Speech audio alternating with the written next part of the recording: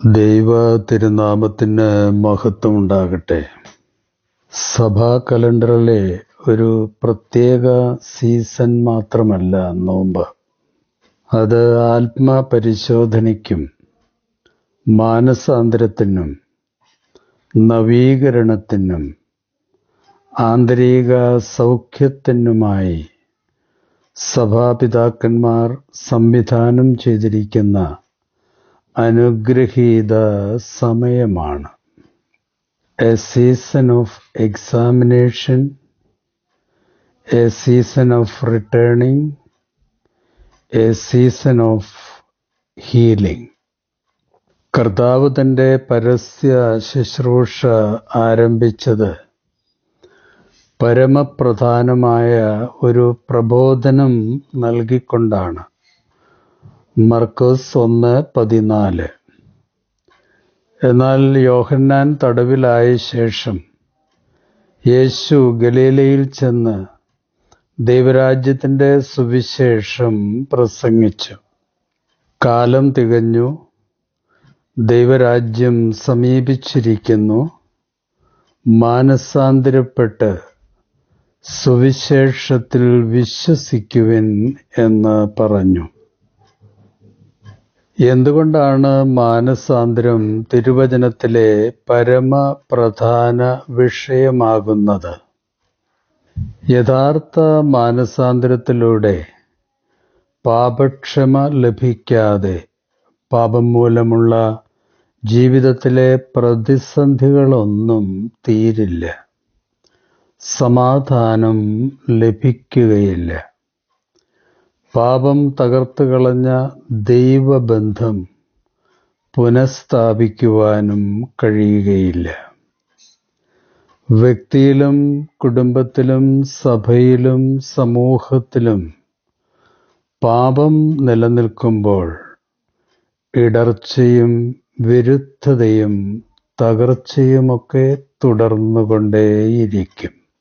അതുകൊണ്ടാണ് യഥാർത്ഥ മാനസാന്തരത്തിലേക്ക് വിശ്വാസികളെ നയിക്കുവാൻ ആത്മചൈതന്യം നിറഞ്ഞ പ്രാർത്ഥനകളും തിരുവചന പ്രബോധനവും ആത്മീയ അനുഷ്ഠാനങ്ങളുമൊക്കെ സഭ ഒരുക്കിയിരിക്കുന്നത്. നോമ്പിലെ പരമപ്രധാനമായ പഠിപ്പിക്കലും ധ്യാന വിഷയവും മാനസാന്തരമായിരിക്കേണ്ടതാണ്. എന്തിനാണ് മാനസാന്തരം? എന്താണ് യഥാർത്ഥ മാനസാന്തരം എന്നൊക്കെയുള്ള പ്രധാന ചിന്തയും പഠിപ്പിക്കലുമൊക്കെ വളരെ അത്യാവശ്യമാണ്. മാനസാന്തരം ആത്മീയ ജീവിതത്തിലെ അർജന്റ് അജണ്ടയാണ്. അപ്പോസ്തലപ്രവർത്തികൾ 3:19.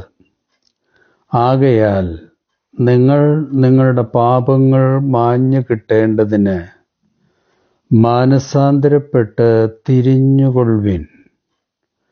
എന്നാൽ കർത്താവിൻ്റെ സമ്മുഖത്തു നിന്ന് ആശ്വാസകാലങ്ങൾ വരികയും നിങ്ങൾക്ക് മുൻ നിശ്ചയിക്കപ്പെട്ട ക്രിസ്തുവാകുന്ന യേശുവിനെ അവൻ അയക്കുകയും ചെയ്യും.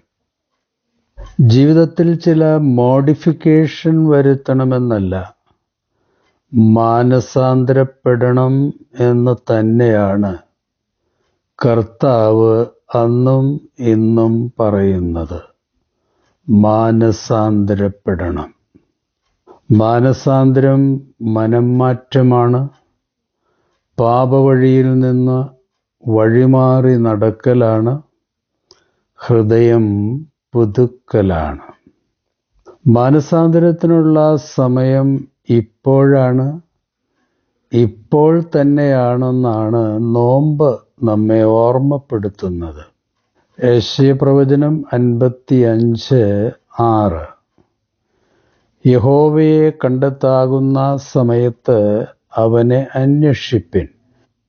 അവൻ അടുത്തിരിക്കുമ്പോൾ അവനെ വിളിച്ചപേക്ഷിപ്പിൻ. ദുഷ്ടൻ തൻ്റെ വഴിയെയും നീതികെട്ടവൻ തൻ്റെ വിചാരങ്ങളെയും ഉപേക്ഷിച്ച് യഹോവയിങ്കലേക്ക് തിരിയട്ടെ. അവൻ അവനോട് കരുണ കാണിക്കും. നമ്മുടെ ദൈവത്തിങ്കലേക്ക് തിരിയട്ടെ. അവൻ ധാരാളം ക്ഷമിക്കും. പാപരോഗങ്ങൾക്കുള്ള അത്ഭുത ചികിത്സ മാനസാന്തരവും പാപക്ഷമയും മാത്രമാണ്. രോഗം വളരെ സീരിയസ് ആണ്. വിദഗ്ധ ചികിത്സ എത്രയും പെട്ടെന്ന് തുടരണമെന്ന് ഡോക്ടർ രോഗിയെ ഉപദേശിച്ചു. എന്നാൽ എനിക്ക് ഒരു കുഴപ്പവുമില്ല, ഇപ്പോൾ ചികിത്സയുടെ ആവശ്യമൊന്നുമില്ലെന്ന് പറയുന്ന രോഗി തീർച്ചയായും അപകടത്തിലേക്കാണ് ചുവട് വയ്ക്കുന്നത്. അതുപോലെ മാനസാന്തരത്തെ പറ്റിയുള്ള മുന്നറിയിപ്പുകൾ തിരുവചനത്തിൽ ആവർത്തിച്ചിട്ടും ശ്രദ്ധിക്കാതെ പോകുന്നത് വളരെ വളരെ നിർഭാഗ്യകരമാണ്. സദൃശവാക്യം 28:13 തൻ്റെ ലംഘനങ്ങളെ മറയ്ക്കുന്നവന് ശുഭം വരില്ല. അത് ഏറ്റുപറഞ്ഞ് ഉപേക്ഷിക്കുന്നവനോ കരുണ ലഭിക്കും. മാനസാന്തരം, നീതീകരണം, വിശുദ്ധീകരണം, യഥാസ്ഥാനപ്പെടുത്തൽ എന്ന 4 വിസ്മയ നേട്ടങ്ങൾക്കുള്ള അമൂല്യ അവസരമാണ് നോമ്പ്. മാനസാന്തരത്തിൻ്റെ ഫലങ്ങളിൽ ഏറ്റവും പ്രധാനപ്പെട്ടതാണ് പാപക്ഷമ. യഥാർത്ഥ മാനസാന്തരവും ഏറ്റുപറച്ചിലും ക്രിസ്തുവിലൂടെയുള്ള പാപക്ഷമയ്ക്ക് നമ്മെ അർഹരാക്കും. ദൈവം നൽകുന്ന പാപക്ഷമ കുറ്റബോധം അകറ്റുവാനും ആത്മാവിൽ നിന്ന് പാപഭാരം നീക്കം ചെയ്യുവാനും സമാധാനം പുനഃസ്ഥാപിക്കാനുമൊക്കെ സഹായിക്കും. ഇത് നമ്മുടെ ആത്മീയ ജീവിതത്തിൽ ശക്തമായ മുന്നേറ്റത്തിനുള്ള ഊർജം പകരും. 1 യോഹന്നാൻ 1:9 നമ്മുടെ പാപങ്ങളെ ഏറ്റുപറയുന്നു എങ്കിൽ അവൻ നമ്മോട് പാപങ്ങളെ ക്ഷമിച്ച് സകല അനീതിയും പോക്കി നമ്മെ ശുദ്ധീകരിപ്പാൻ തക്കവണ്ണം വിശ്വസ്തനും നീതിമാനും ആകുന്നു. പാപക്ഷമയിലൂടെ ലഭിക്കുന്ന അസുലഭ ആത്മീയ സൗഭാഗ്യങ്ങളാണ് ക്രിസ്തുവിലൂടെയുള്ള നീതീകരണവും വിശുദ്ധീകരണവും. എന്താണ് നീതീകരണവും വിശുദ്ധീകരണവും? ദൈവമുമ്പാകെ കുറ്റമില്ലാത്തവരായി കണക്കിടപ്പെടുന്നതാണ് ക്രിസ്തുവിലൂടെയുള്ള നീതീകരണം. ഇത് സ്വയനീതീകരണത്തിൽ നിന്നും തികച്ചും വ്യത്യസ്തമാണ്. അനുദിനം വിശുദ്ധിയിലേക്ക് വളരാൻ സഹായിക്കുന്നതാണ് വിശുദ്ധീകരണം. ഇത് രണ്ടും പാപക്ഷമയിലൂടെ ക്രിസ്തു നൽകുന്ന സമുന്നത ദാനങ്ങളാണ്. മാനസാന്തരത്തിൻ്റെ അവസാന ഘട്ടം യഥാസ്ഥാനപ്പെടുത്തലാണ്.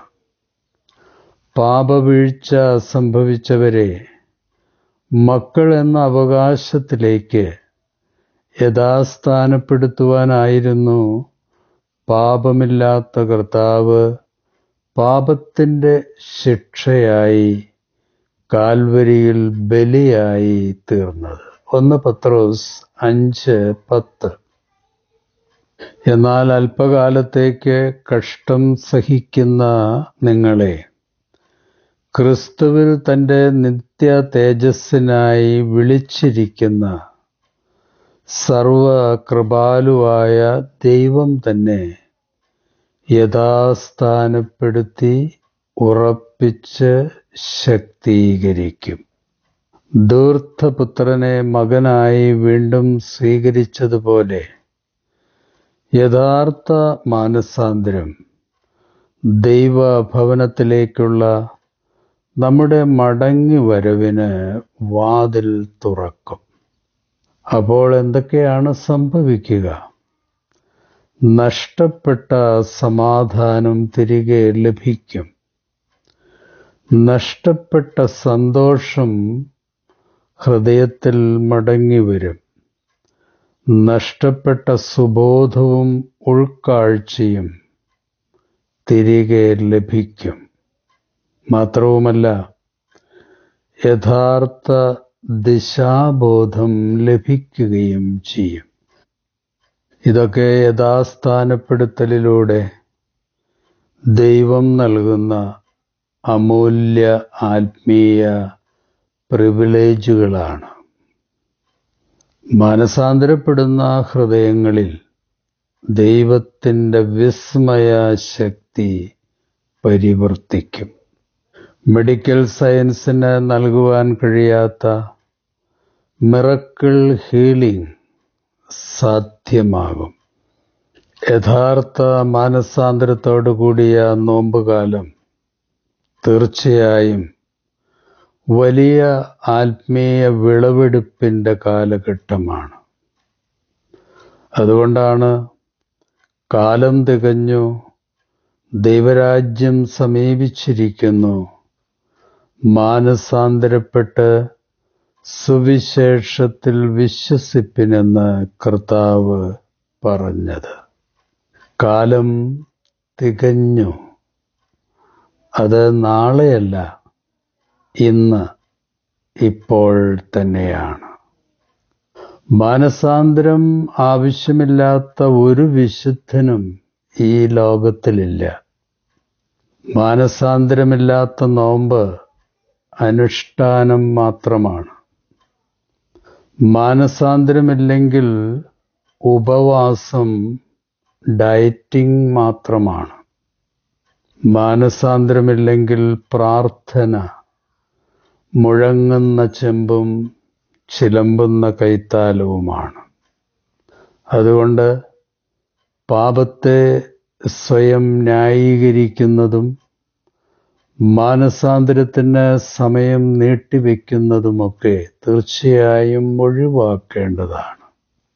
തിരുവചനവും പരിശുദ്ധാത്മാവും നൽകുന്ന പാപരോഗങ്ങളെ പറ്റിയുള്ള മുന്നറിയിപ്പ് വളരെ വളരെ ഗൗരവമായി കണക്കിലെടുക്കേണ്ടതാണ്.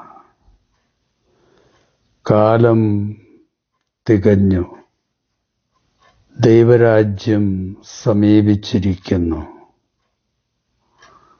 മാനസാന്തരപ്പെട്ട് സുവിശേഷത്തിൽ വിശ്വസിക്കുവിൻ. സ്വർഗസ്ഥ പിതാവേ, സഭാപിതാക്കന്മാർ ഒരുക്കിയ ശ്രേഷ്ഠ നോമ്പിനായി സ്തോത്രം. കാലം തികഞ്ഞു, ദൈവരാജ്യം സമീപിച്ചിരിക്കുന്നു. മാനസാന്തരപ്പെടുക എന്ന മുന്നറിയിപ്പിൻ്റെ മുൻപിൽ ഞങ്ങളുടെ ഹൃദയം തുറക്കണമേ. തിരുവചനത്തിലെ മുന്നറിയിപ്പുകളെ അവഗണിക്കുകയും സ്വയനീതീകരണത്തോടെ ജീവിക്കുകയും ചെയ്ത നാളുകളിൽ പോലും അങ്ങയുടെ സ്നേഹം ഞങ്ങളെ പിന്തുടർന്നുകൊണ്ടിരിക്കുന്നതിനായി, ഇപ്പോഴും പിന്തുടരുന്നതിനായി സ്തോത്രം.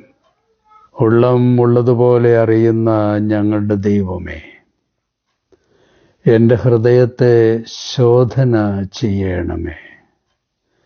മറഞ്ഞിരിക്കുന്ന പാപങ്ങളെ വെളിപ്പെടുത്തണമേ.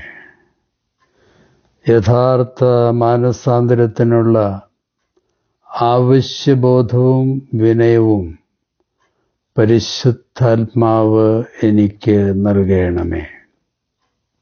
ക്രിസ്തുവിൻ്റെ പുണ്യബലി നൽകിയ പാപക്ഷമ കൊണ്ട് ഞങ്ങളുടെ ആത്മശരീര മനസ്സുകളെ കഴുകണമേ. പരിശുദ്ധാത്മാവിനാൽ ഞങ്ങളെ വിശുദ്ധീകരിക്കണമേ, നവീകരിക്കണമേ.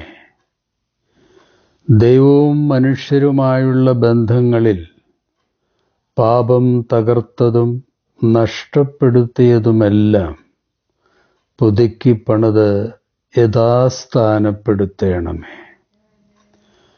പാപം മൂലം ആത്മശരീര മനസ്സുകളിലും കുടുംബ ബന്ധങ്ങളിലും ദാമ്പത്യത്തിലും ഇടയത്ത ശുശ്രൂഷയിലും ഞങ്ങൾ നേരിടുന്ന പ്രതിസന്ധികളെ നീക്കണമേ, സൗഖ്യമാക്കണമേ, ക്രിസ്തുവിൽ യഥാസ്ഥാനപ്പെടുത്തണമേ.